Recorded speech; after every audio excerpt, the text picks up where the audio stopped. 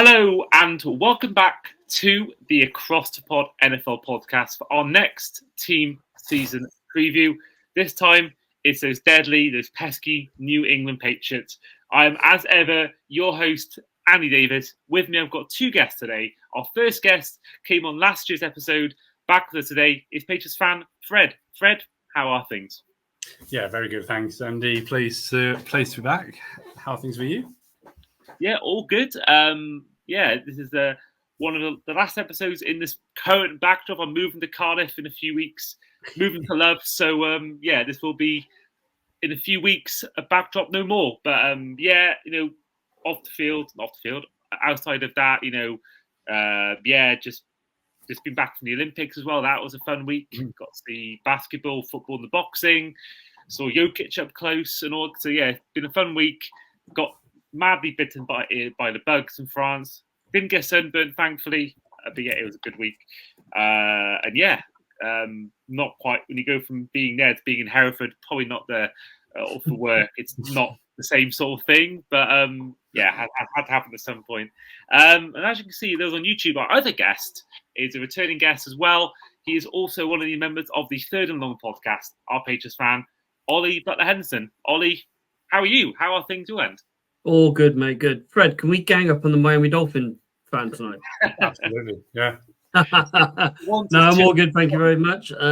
It's. I've been enjoying the Olympics actually. I've really enjoyed the kayak cross. That's absolutely insane, and the skate and the BMX park. The tricks they do on those skateboards, those BMXs. Oh my god, that's ridiculous.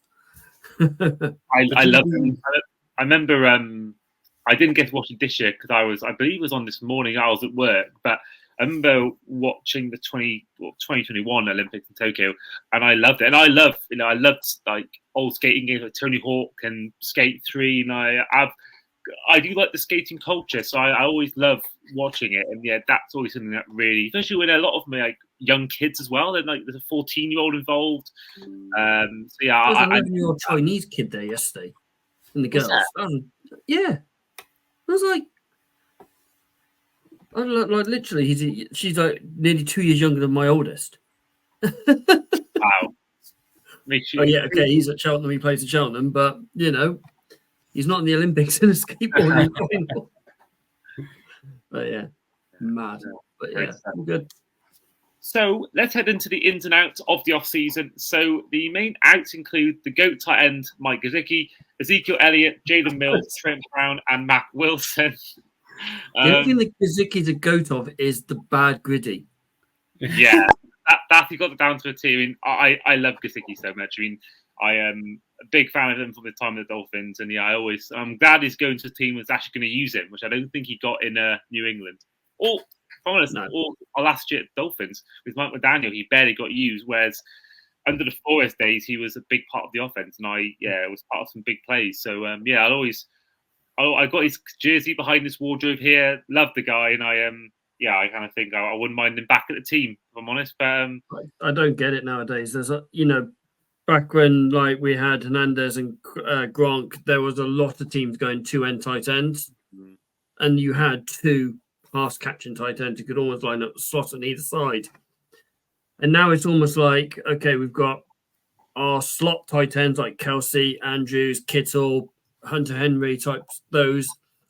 And then you've got your block ones like your Gray and that kind of, almost like Gesicki has been used the last couple of days or seasons. The tight ends role has been changed and not as what it used to be back in the late teens, early noughties, I'd say. On the Gesicki point as well, Gesicki was used in weird ways by the Patriots, particularly towards the end of last year. He was used in sort of wide receiver role as well a lot of the time, which was very strange for someone who hadn't played a lot for the first half of the season. Or he played a lot of snaps, I guess, for the first half of the season. So, the Patriots are running out of ideas, I think, and Gesicki was probably just a sort of a result of that, I guess, really, in terms of his time with the Patriots. But you are right in what you said. The Patriots as well. They did try going with two pass catcher tight ends a couple of years ago with obviously Jonnu Smith there as well as Hunter Henry, but Smith obviously didn't really work out in that role. And it was but like you said, there's a general reluctance from NFL teams to have two pass catching tight ends now. And it doesn't make sense because pass catching tight end go up against like someone like Sauce Gardner who's 185 pounds. You've got a tight end who's going to be at least 70, 80 pounds bigger than him in height, width, strength, and everything. It makes more sense having these two tight ends, and it throws up a lot more disguises, because especially if you're going to have a running back in there as well, you're not going to know if they're going to run it or they're going to play it. You're not going to know how to set your defense as easy up, and it just would make more sense to have these two big tight ends to use more often. But that's personal opinion. We're going off topic.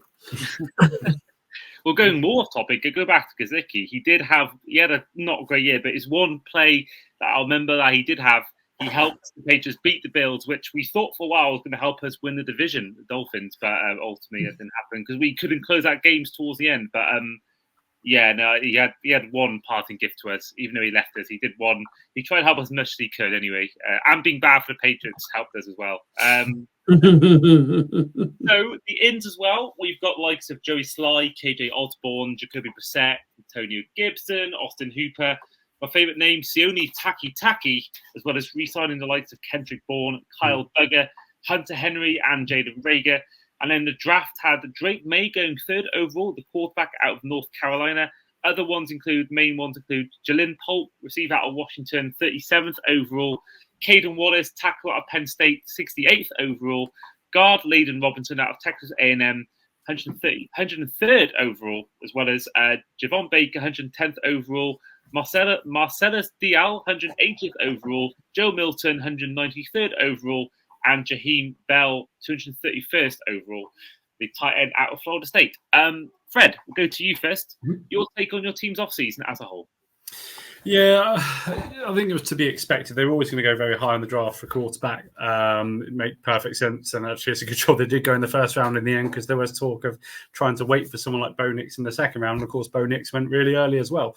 So, it made sense. Obviously, I think they'd have liked Jalen Daniels potentially, but obviously he went second on the ball. I think Drake Maye is a really smart pick. I think if there was a continuum in terms of how Drake Maye might turn out, I'd sort of put him somewhere, but he's going to either be a Josh Allen type or he's going to end up as bad as Zach Wilson did. I think he could go both ways. There was a really clever piece Bill Belichick did on Drake Maye after the draft, in terms of showing his big throws and his big plays and how he creates something out of nothing.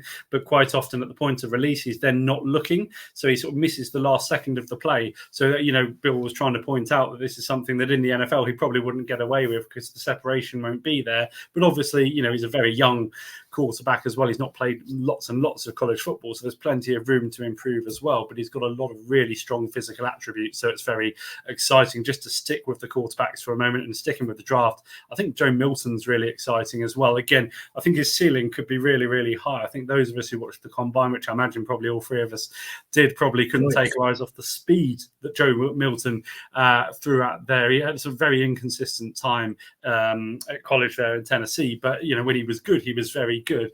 It would be very interesting to see how he goes. The reports out of training camp are that he's done very, very well, and he's actually outperforming Drake Maye in training camp. And actually, Drake Maye is taking a bit more time, as young quarterbacks can do, to actually adjust to how the Patriots want him to be and adjust to the idea of NFL football. And actually, Milton's performing really, really well. He's gone up to 3 on the depth chart over Bailey Zappi, who's now 4th and possibly looking like the quarterback they're going to cut.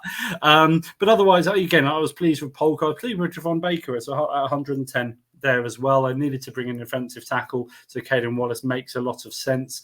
I think in terms of the players they've brought in, obviously, in terms of free agency, Antonio Gibson, I think will do fine. Again, he's another one who probably hasn't quite hit the ceiling he was expected to 3 years ago. I think perhaps there's a few different reasons for that. I don't mind the acquisition of Austin Hooper. I'm possibly a little bit disappointed releasing Ezekiel Elliott. I know he wasn't fantastic, but he did a lot of the workhorse yards. I think he did what he was told to do under the sort of really poor offensive setup we had last year. I wouldn't have minded. He'd have been quite cheap for a second year. I'd have been quite happy to see him stay on. I don't know how you feel Ollie. But I mean, overall, we're in a rebuilding phase. I think they've made some very sensible moves. I like the way they've tried to go after Calvin Ridley. I like the approach in terms of trying to go after Brandon Ayuk, even though it hasn't worked out with either of those two. It's a very unpatriot-like thing to try and spend a lot of money and try and bring in big wide receivers. So I do like what Elliot Wolf's doing. I think just very quickly, so I'm talking quite a lot here, but I think with Mayo as well, he's sort of clearly quite different to Bill. I think in his approach, he's a lot more open with the media. I think we've seen press conferences mean a lot more at this point in the season than they otherwise would have. Under someone like Bill. I don't know what your thoughts are, Ollie. So I like what Jerod Mayo's doing, but he is still going along some of the Belichick lines. And there's a line came out of the press conference, I think it was Monday, where he said, I've taken this from Bill. I will not talk about other players and other teams. And, like Fred said, I like how they've gone after the big wide receivers like Calvin Ridley. We offered more money than Tennessee did, but he wasn't interested. He wanted to go to Tennessee. He wanted to stay in that division. He wanted to stay in the southeast. In that area, in that division, because obviously it's warmer, coming out north, it's cold. The same with Brandon Ayuk. They went in for him, offered him the money, but the way they've talked about it with his agent, and he's just wasn't interested. So they've gone, tell you what, we'll go somewhere else. And I like how they're doing it. They're not going right flogging the dead horse to get these players that aren't interested like they would have done 10 years ago. But 10 years ago, we had Tom Brady. 10 years ago, we had Belichick at probably his height, his peak. And people wanted to come and play. If you look at the documentary, people wanted to come and play for Tom Brady. They didn't want to come for Bill. They wanted to come for Tom. Mm-hmm. Tom was the reason they came. And, I like what they've done in the offseason. I like how they've kept Mondre because I think he's a brilliant player. Carl Duggar Belichick was ridiculed when he was picked. Was it the second round overall 3 years ago when he was a D2 collegeman? He was ripped apart going, why the hell are you picking this guy? He's now one of the best strong safeties in the league by an absolute mile. Christian Barmore was massive, especially if, fingers crossed, Judon doesn't go. But if he does go, keeping Christian Barmore is going to be massive. So I like what they've done in the offseason. They've kept key components. They brought in key components as well. Austin Hooper, I think that's a great tight end. He can catch. He can block well in the run game as well. So I think that's a great bring in as well. And the rookie wide receivers were brought in, like Polk and Baker. They're doing something that Hunter Henry couldn't do, and that's catch a bloody ball. Some of the catches they brought in, even Jalen Rigger in the offseason, they've worked hard. They've worked obviously on their route running and their catching abilities. And I think you're going to see a different Patriots offense that you have seen over the last 5 years. And you mentioned players in the draft. I mean, one of them, Javon Baker's getting a lot of praise coming out of recent few days. And, obviously we all know that it's the propaganda central this time of year.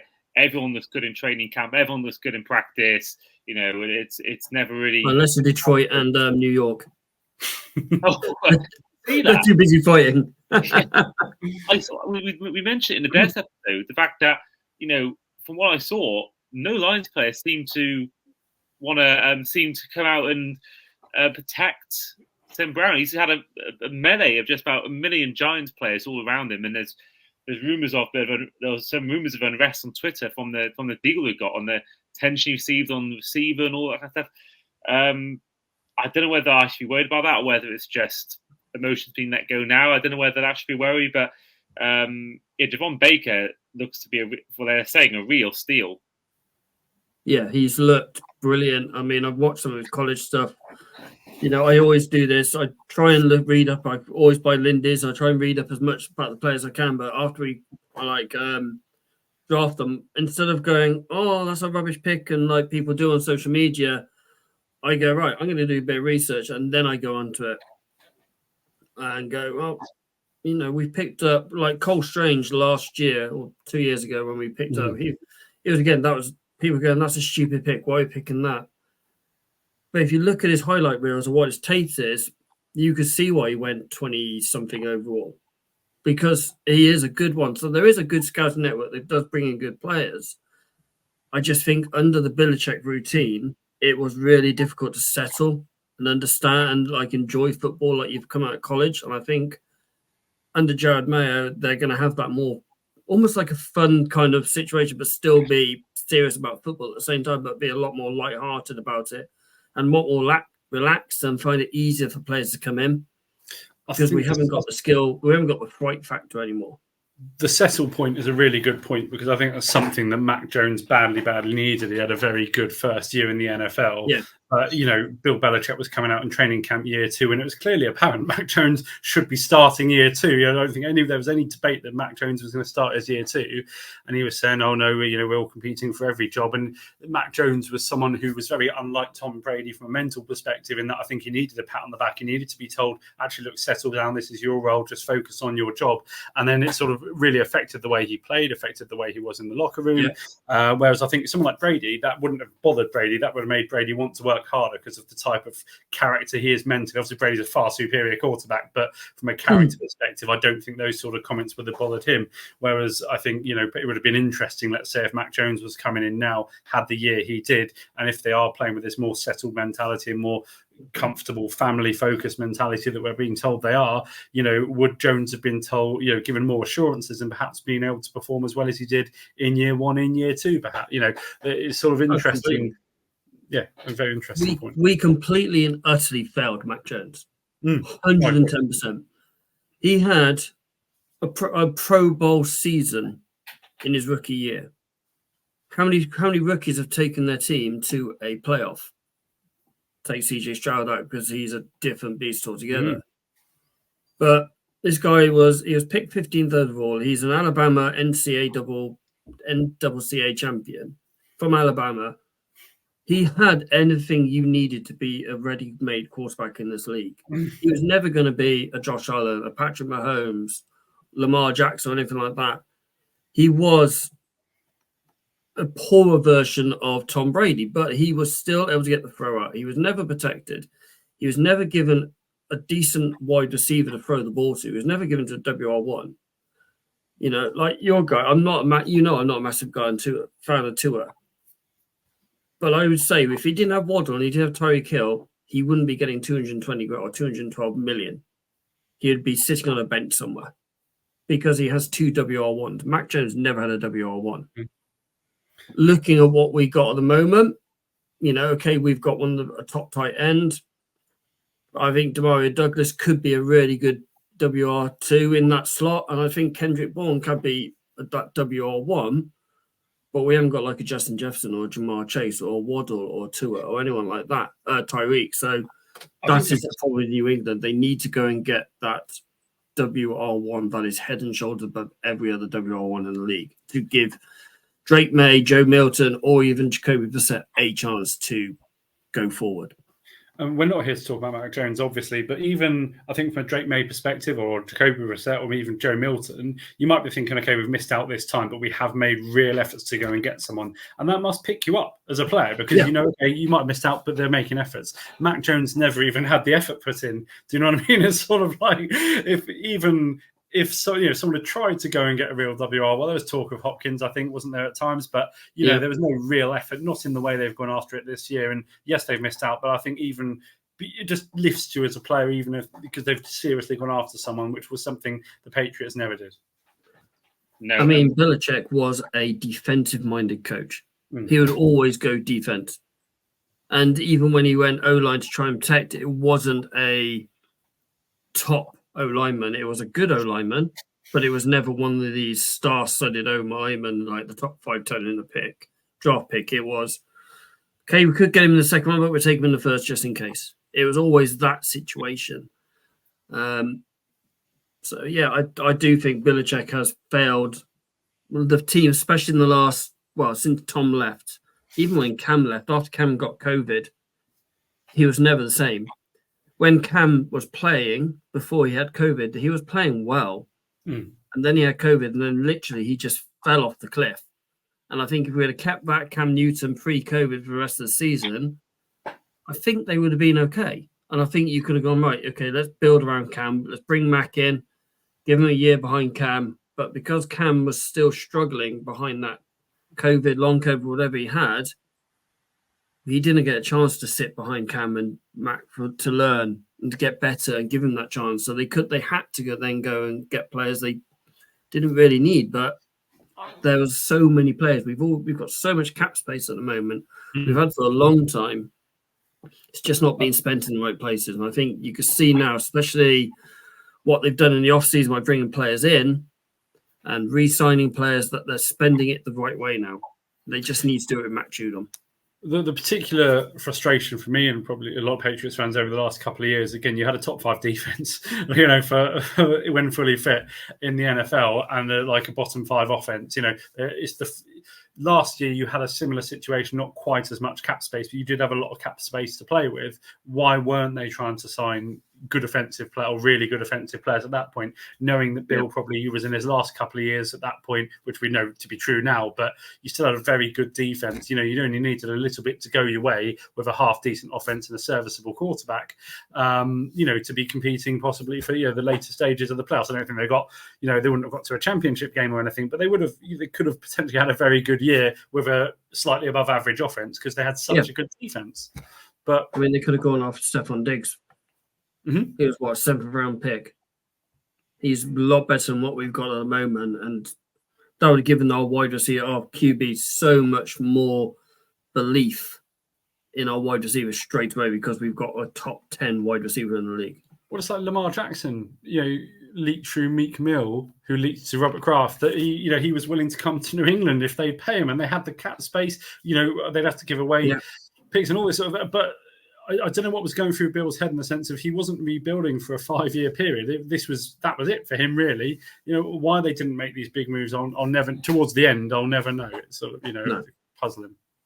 I do think as well. Yeah, I think that probably was Bill Belichick sort of struggles to really adapt to the new NFL and sort of change his ways.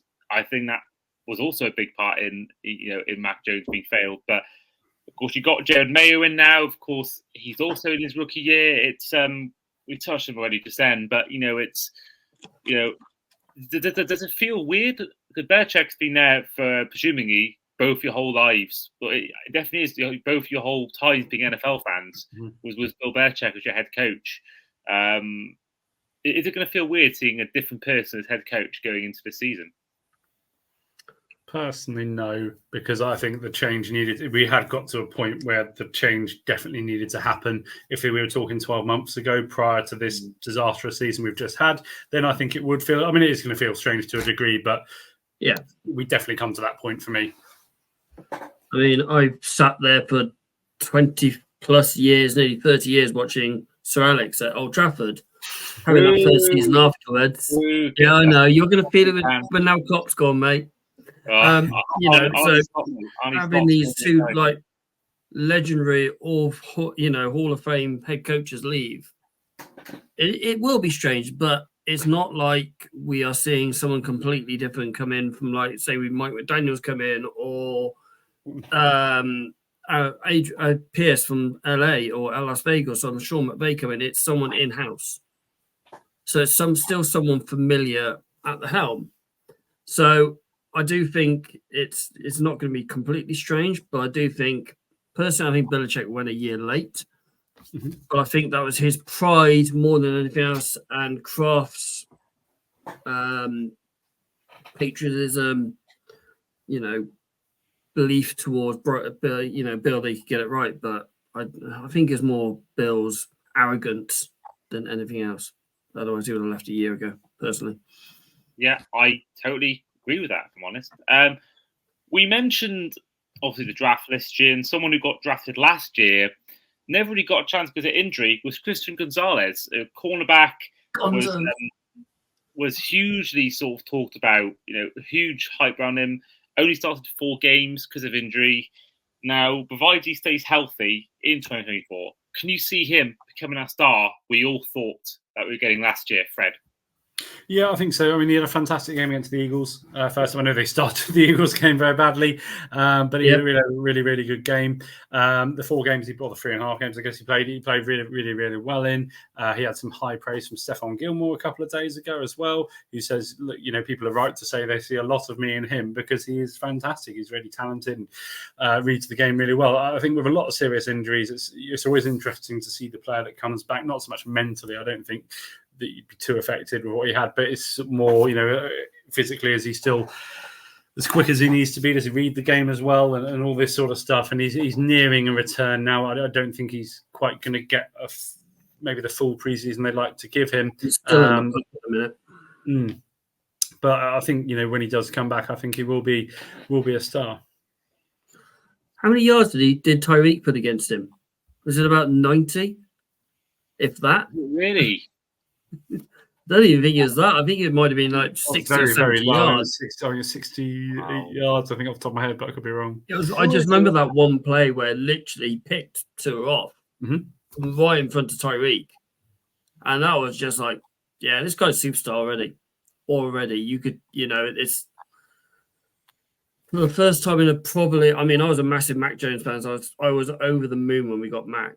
But it's for the first time in a while I've got, oh my God, we've actually got a superstar on the defense side of the ball who's not a pass rusher. In those 4 weeks, AJ Brown and Tyreek Hill, and he performed really well against both. Do you know what I mean? Which is a hellish start for a rookie cornerback. Most people would not relish it as much as they tell you they might. Whereas Christian Gonzalez rose to the challenge. So, I mean, he would have been Defensive Rookie of the Year, undoubtedly. The way he started, and if he'd have kept on that kilt, he would have been Defensive Rookie of the Year because he is the best defensive player going in that class. I mean, I'm not being biased or anything like that. I mean, I played corner when I played, so I do read the game the same as he would, but not quite the same as him, but I could read it as a corner, and it's like he is absolutely class. Him, Julio Peppers, Duggar, and whoever lines up on the other side, we've got a really good secondary, a really, really good secondary. And if all 4 or 5 stay fit, it's going to be hellish for those wide receivers. You mentioned that Dolphins game. I remember watching that game. I've never had a first half at that stadium that comfortable, but the second half, it was just a completely different game, and you almost had an amazing comeback that day. And it went from being one of the most comfortable ever I've seen us play at Foxborough to being one of the least comfortable. Nothing will top that. I believe it was 59-7 in the 2019 season. It was something crazy, 70-7. It's week 2 of the 29. I remember you guys absolutely tore us to shreds. I remember that one. I believe it was a Hard Rock. It was a Hard Rock Stadium because the Gillette one was where Gesicki scored the winning touchdown at the end. But I remember, that will always be one of my lowest memories. Being a fan was seeing, after losing. We got shut down against the Ravens week 1. They scored 40, 50 points. And a week later to have that loss was almost like, well, this season's done already. So, not too many good memories of that one. Just going back to the beginning of what you said there, Andy, that was the story of Patriots season last year. I think there was 4, correct me if I'm wrong, but 4-7 in single score game. Oh, sorry, 2-9 in single score games, weren't they? I think so. They were close in a lot of games, but they were so far behind the 8 ball. At the point they had to then go and get close, it was just ridiculous. But the season before, I went to Foxborough the season before when we played the Ravens week 3, I think it was. And in the first half, we dominated them. And that was that case in that season where we dominated them in the first half, and we were the better team in the first half when Mac was starting. But we couldn't hold it in.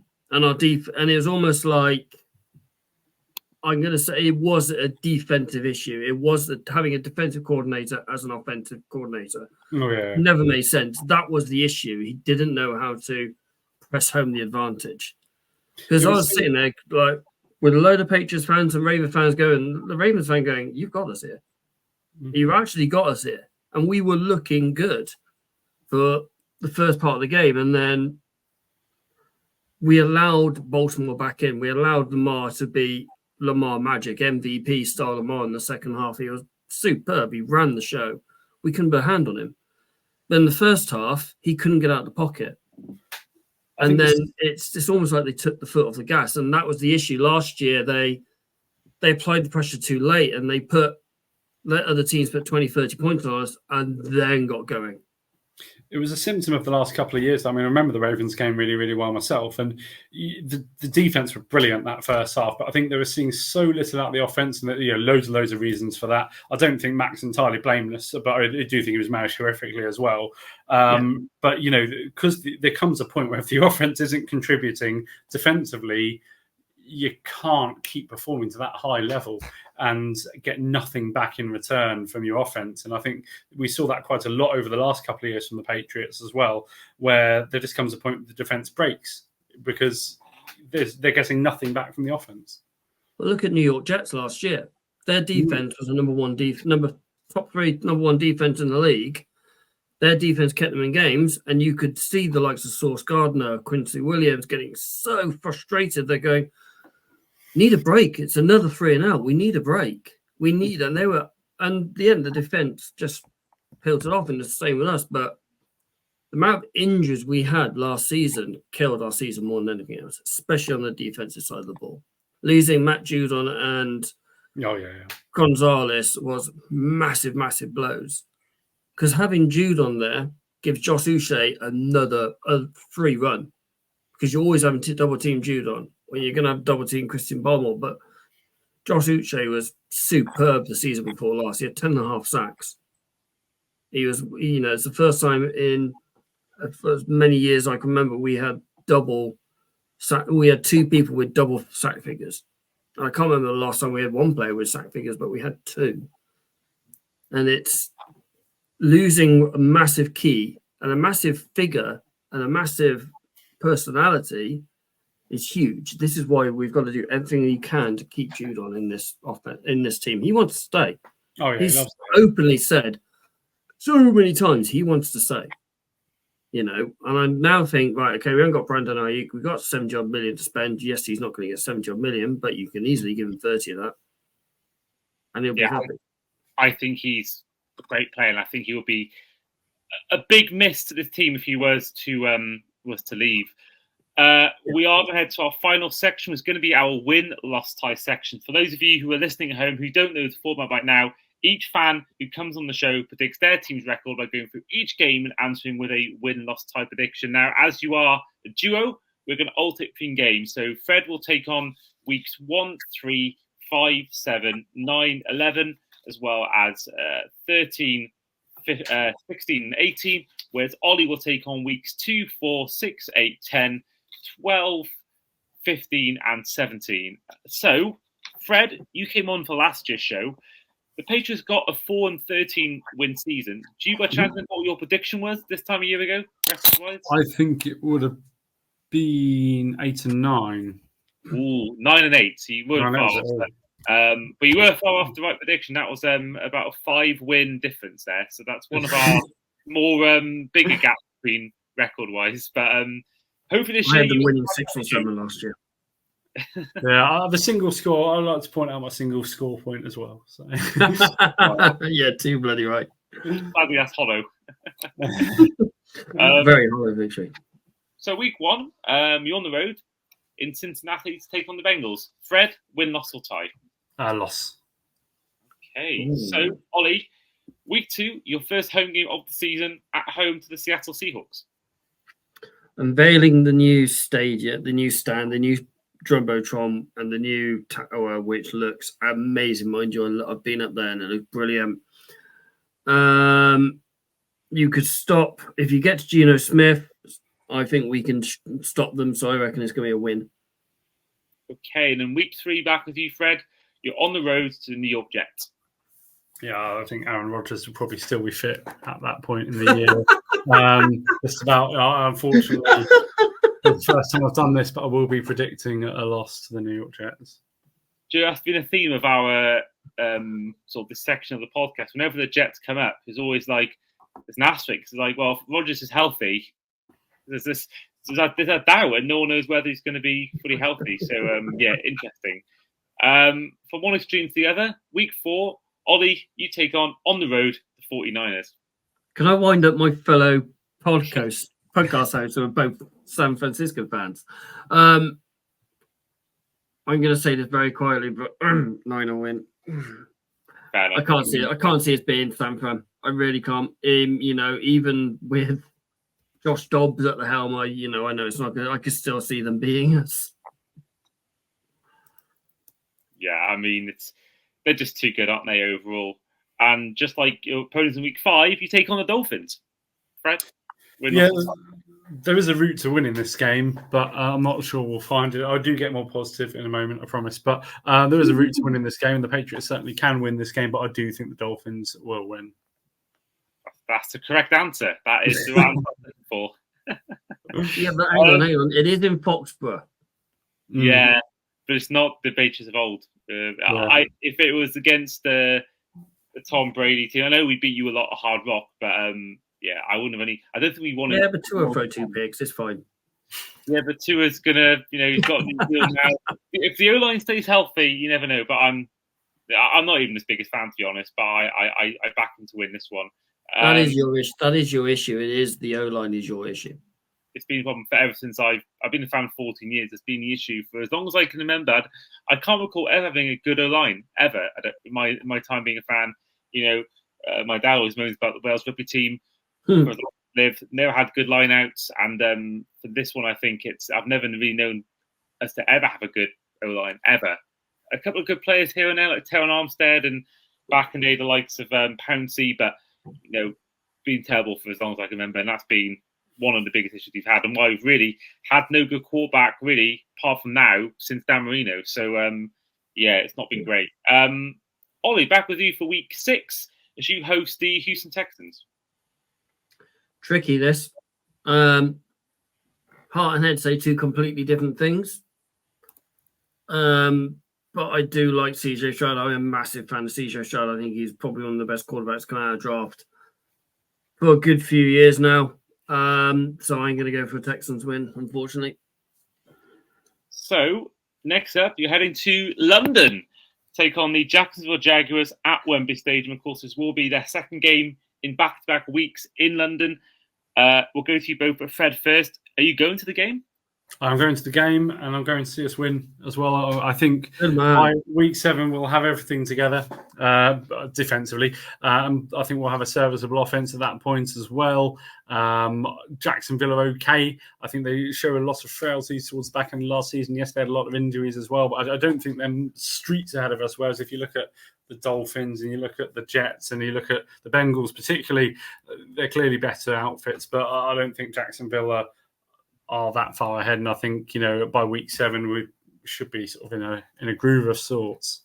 Do you think even with the fact they've had a whole week to train in London, they've already had a game the following week. They played back-to-back games last year and won both, and I can't think that extra week in London helped them beat the Bills. Do you think that would be? Because I think personally it's a lot that the Jags win because of the fact they get an extra week to train in London. Do you think that could be a factor? The fact that they are playing an extra week in London? I don't necessarily think so personally. I do. It is a slight advantage, granted, but I think the way teams prepare when they come to London and the adaptations they make in the training facility and the adaptations they make to the times and the clocks and all this sort of stuff, days before they come over, they should be game ready. That the flight is built into the whole sort of training plan for the week. So I don't really buy too much of an advantage into the idea that the Jags are here for an extra week. It is a slight advantage, but what you can do with the facilities now to adapt conditions to exactly what you're going to play to, and you move your clocks around, prior to coming over. I don't think it's the advantage perhaps that everyone sells it as. Yeah, I will say as it used to be. There's a lot of teams that come over late. Like Bills did it last season. They came over on the Friday, I believe, and there's happening a trend in recent years where a team will come later than the other team and they'll lose. So I don't know. I also think Jags are a better team anyway. So add that factor as well. I just don't see the Patriots beating the Jags at all in this one. I think maybe if it was the source of their 2 games in London, I may have had them losing to the Patriots. But I think, I just feel like for me, I think it's a lock that the Jags win this game. I will be sat, unfortunately, with a load of Jacksonville fans because I'm in my usual seat down by where the Jacksonville area comes in. So I'm sat with a load of Jags fans anyway. I've seen Jacksonville play over here now for 11 years. And whenever they come over, bar the early 2 games, they've always looked the better team over here. Always, no matter who they play against. They played Buffalo off the park last year, and Buffalo were like Super Bowl contending team. Jacksonville is a team where we need to be getting at by the end of the season, next season, the very latest, because they are a playoff team. And they are a good playoff team. They've done well in the offseason. They brought in some good key members into this team. They drafted well again. I do like watching Jacksonville play when they come over here. Can we beat them? Yes. Will we beat them? Possibly. Is it going to happen? I don't know. I couldn't tell you. But I'm looking forward to it. I'm looking forward to be there as well. It's good. Nice to see not spend a few £100,000 to go and see Patriots play for once. I mean, I don't know whether because I went in December, but when I went to New England, it cost me, I think, £250 for a return flight. I couldn't believe my luck when I saw that. I may have been thinking like, I'm pretty sure when I booked the flight back then, it was that cheap. I don't know whether that's the norm in December because it's so cold there. But I remember. When we went in September, we went out there for a week because it was out there for my 40th, and we made a week because we both wanted to go to Boston. You know, Boston's an amazing city. I've been out there a couple of times since now.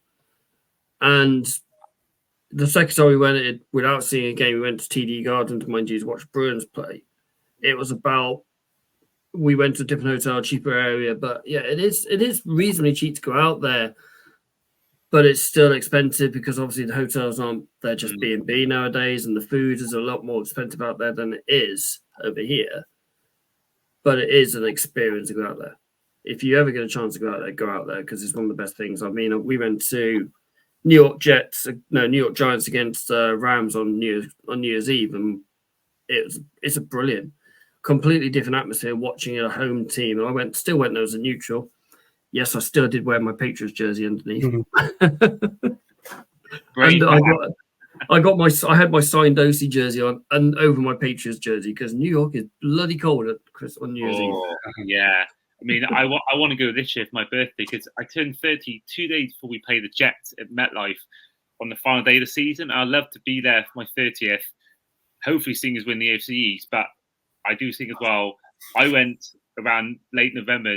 The last few days of November, I went Rockefeller Center, and it was cold then. And then I've been to Boston as well, and that was so cold. My parents, they've never been this cold in their life ever. And they went in January and early Feb. So I may not. Was -8 the day we came back. They were literally having to spray hot water onto the wings, onto the airplane to stop it freezing before takeoff. Oh my goodness, that's crazy. Madness. Actually, speaking of New York, you play the Jets next, Ollie, at home at Foxborough. Yeah, we're gonna get after Aaron Rodgers. I'm not a massive fan of this Jets O-line, to be fair. They move. I want to say Vera Tucker around, but it's not Vera Tucker. Around all over the place, so it shows they're not comfortable with that O-line at all. Okay, yes, they've drafted a couple of people in there and they brought a couple of people in, but I don't think it's one of the best O-lines in the league at all. And Aaron Rodgers needs time, needs patience in that pocket, and we've got a very good pass rush. So if we can get into him, and especially at Foxborough, I think we'll beat them. So I'm going to go for a Patriots win. Okay, and then Fred, back to you for week 9. Would you take on the road the Tennessee Titans? Yeah, even though we're at Nissan Stadium, I think Tennessee are very beatable. I don't think they've really got a proper solution at quarterback, if I'm perfectly honest with you. I think they drafted, it was a very average draft. They drafted for positions they had to, Tennessee, but no, I think we're going to beat Tennessee. Hey, so Ollie, back with you. Week 10, heading to Chicago to take on the Bears. The thing is, though, they've got, we spoke about this on my podcast in the week, that they've got 3 possible WR1s there in Keenan Allen, DJ Moore, and Rome Odunze. Okay, yes, Rome Odunze is a rookie, but he's got all the attributes to be a WR1 in this league. Caleb Williams has got the attributes, one of the best quarterbacks in the league, but he's a rookie and he'll be, 9 games into the league. I don't think that O-line is good in Chicago yet.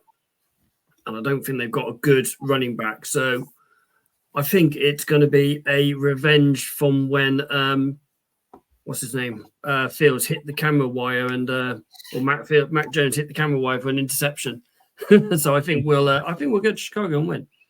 Okay, I love that. So 5-5 going into week 11, Fred, as you host the Los Angeles Rams. Yeah, I don't know. It's Rams a bit of a trickier one, really. Again, I think Stafford playing, then I think they'll win. Questions over his fitness. I think the problem is if you get one of the backup quarterbacks and you've got Jimmy G who's playing very badly, Stetson Bennett, we know who Stetson Bennett is, but in reality he's done nothing. And Stafford's the key determiner for me. If he's playing, then they'll win. They've got some fantastic wide receivers who they'll be able to find with that quarterback. Again, I don't like to say games. I don't like to use the quarterback as the linchpin as a decision as to whether a team's going to win a game. But a fit Stafford and the Rams win, an unfit Stafford and the Patriots win for me. Okay, so even when Stafford went down and Baker Mayfield stepped up, they still had a bloody good quarterback and then still winning games. And Sean McVay is probably one of the best head coaches in the league, if not the best head coach in the league, especially in man management wise. I say second best. I think Andy Reid is the best. He's got the coaching and the sort of the medals and the silverware, which Shanahan doesn't. But I think McVay, I think he is the second best. I think if I'm honest, if I want to, even taking Andy Reid into consideration, I think if any head coach I want to play for, it is Sean McVay. I think you just want to play for him. He's got the personality. He's just very much a really interesting bloke, and he's just such a football brain.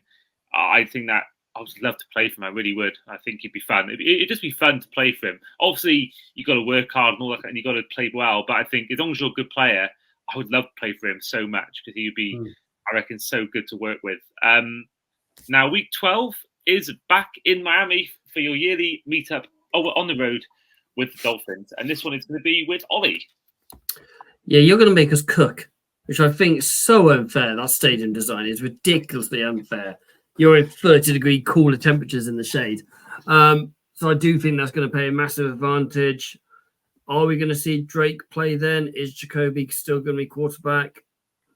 Either way, I don't think we'll have enough to beat you down in Miami because yeah. To be fair, I don't think you want to play you in December in the minus 10 degrees Celsius conditions. That's fine. It's an outdoor sport. It's a winter sport. Yeah, true. But even so, I think if we have to play you in the cold at your end, you got to play us at home. Same as Buffalo. I think that's how it should be.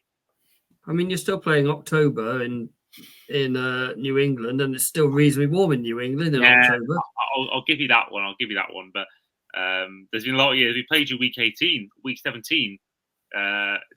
When we were the extreme underdogs in 2019, what happened? Kaziki comes in, scores a winning touchdown, stops you get the 2 seed and the playoff bye back then. Was that what's his name? It's Magic. Yeah, and it was one that basically ended your dynasty right there. Because if you had the playoff bye, you probably wouldn't have been playing the Titans. You probably would have been playing someone else. You may have gone far that year. So I think, I think I like to think that we played a big part in ending your dynasty in that one game. I just remember Brady walking off after that playoff game. He took his gloves off. He was just, you could tell he was done with the Patriots at that point. You could tell he wasn't coming back. It was a bizarre feeling. The second you see him walk, I thought he's done, even though he was going into contract negotiations allegedly at that point. Weird feeling. And also a week later, Titans come in, shock them, pick 6 to end the game. His final pass to the Patriot, and I, for one, was loving every minute of that. Week 13, you, Fred, at home to your old rivals, the Colts. Yeah, and another team with a Patriots type approach to quarterbacks and just chucking as many on the roster in training camp as possible. I think the Colts win. The Colts look really good. I think Anthony Richardson, obviously a very small sample size, was very good last year. They got some fantastic receivers there as well. I think they'll be too strong for the Patriots. I think the Colts are a playoff team potentially. So I think this is a coin flip one. Yeah. You reckon? because I don't know. I'm not. It depends how fit Richardson is. I don't think their defense is all that as of yet. Mm-hmm. DeForest Buckner aside, I'm not a fan of their secondary at all. Jerod Jones is probably the best one out of them. Julian Blakemore, he got sold so many times in Philly. Yeah, Zia Franklin, DeForest Buckner, but them aside, there's not that good of a defense. It's a scoreable defense. We just made them look really good when we in Germany last season, sitting there watching so painfully. That's awful. In Frankfurt last year was ridiculous. So I do think this is a coin flip one. I think we're about the same, if I'm truly honest. They've just probably got a quarterback ahead of us. I think our wide receivers are better than theirs as well. Probably bar Pittman. Yeah, I was going to say Michael Pittman might have a word on that one, but so week 14 is a bye week. So week 15, you come off it, Ollie, on the road to the Arizona Cardinals. Win, loss, or tie? We get to see a little man run around.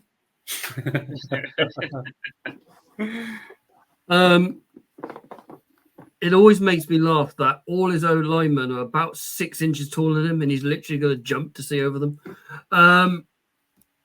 I don't know how he does what he does, and it's same with Russell Wilson. He reminds me of Russell Wilson when he was at Seattle, Kyler Murray. But we always seem to do well against Arizona, so I think it'll be whoever has the ball last. But as we've got to guess, I'm going to go Arizona because it is in, down in Arizona. So I think it'll be an Arizona win just.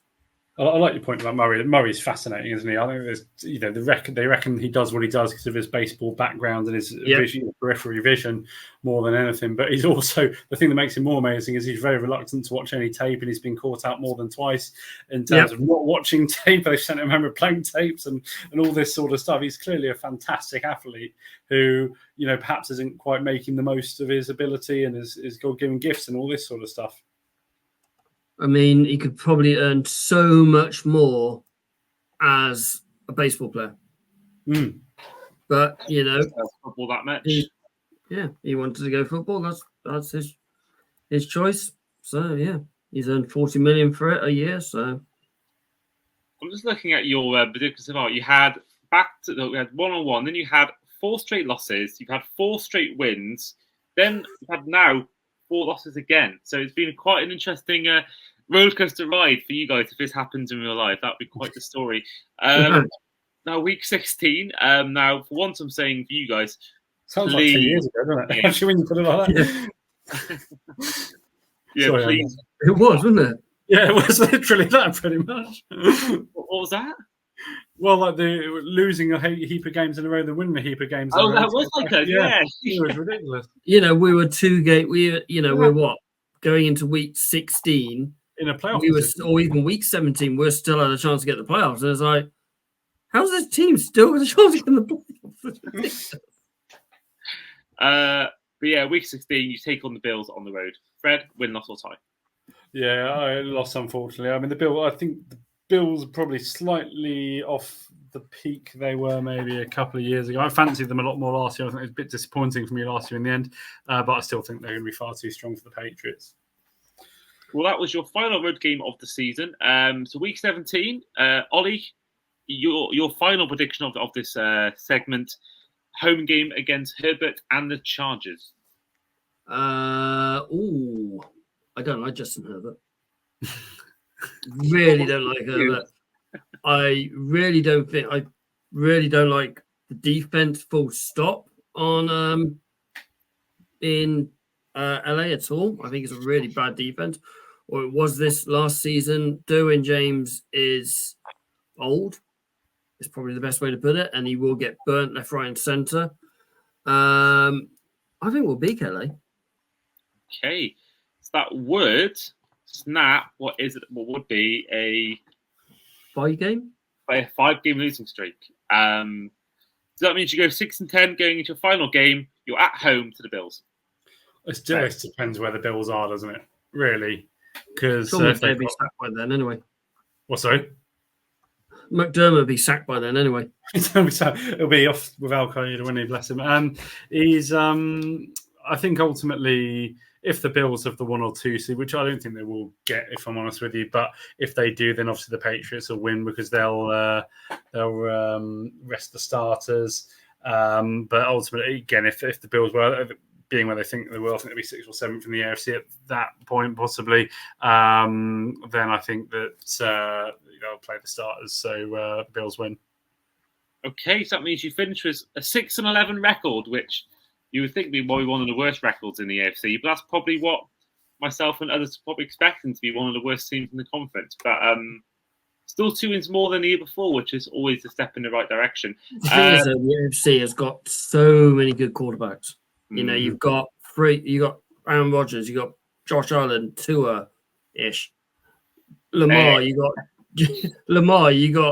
Joe Burrow, you got CJ Stroud, you've got Trevor, you've got Mahomes, you've got 10 incredibly good quarterbacks in this division. This conference. It's such a hard conference at the moment. If you had in the AFC, if it's flipped and we played in the AFC, you'd probably get a few more wins. You probably get 10 wins a season, I think, because I do think the NFC is an easier conference at the moment. It has been for the last 3 or 4 years, I think. Yeah, I mean, I think that the actual teams, I think that I would probably back the Lions and the Lions to beat all but one of the teams in the AFC, apart from the Chiefs. But I think as an overall conference, I think you had first against first, second against second, third against third, etc. I think the AFC would win more of those games than the NFC. I do. But I do think that the NFC does have 2 really strong teams, in my opinion. Maybe 3 if you include the Packers in that. But yeah, I think overall the AFC would work the NFC's backside if it came to that point. But that is where we will end this podcast for today, our New England Patriots season preview. Just once again, a huge thank you to both Ollie and Fred for coming on today. Thank you for having me. It's a pleasure. Enjoyed it. So for those who are watching on YouTube, you'll see on the screen their handles on social media. But for those listening on podcast or Spotify, Fred's handle is @1Fred1 and Ollie's is @OllieSBH. You will see it anyway on our socials promoting this tweet and this episode. But yeah, that's where we'll end this episode for today. This has been the New England Patriots season preview with myself, Annie Davis, the host, as well as Fred and Ollie. And we'll see you guys on next preview, which will be the Baltimore Ravens. See you then.